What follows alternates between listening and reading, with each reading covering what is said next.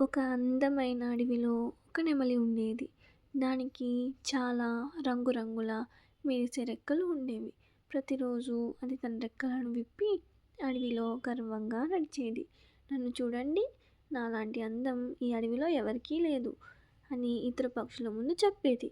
కాకి, చిలుక, గువ్వలు చూసి నవ్వుకుంటూ ఉండేవి. కానీ నెమలి మాత్రం ఎవరి మాట వినేది కాదు. తన అందం మీద చాలా గర్వపడేది. ఒకరోజు ఆకాశం మబ్బులతో నిండిపోయింది. కొద్దిసేపటికి భారీ వర్షం మొదలైంది. వర్షం నీళ్లతో నెమలి రెక్కలు పూర్తిగా తడిచిపోయాయి. అవి చాలా భారంగా మారాయి. నెమలి నడవలేక ఇబ్బంది పడింది, ఎగరలేకపోయింది కూడా. అప్పుడు పక్కనే ఉన్న కాకి సులభంగా చెట్టు మీద కూర్చుంది. అది నెమలిని చూసి చెప్పింది, అందం ఉంటే మంచిదే, కానీ ఉపయోగం కూడా ఉండాలి అని. ఆ మాటలు విన్న నెమలి తన తప్పు అర్థం చేసుకుంది. నేను గర్వపడ్డాను, ఇక మీదట వినయంగా ఉంటాను అని అనుకుంది.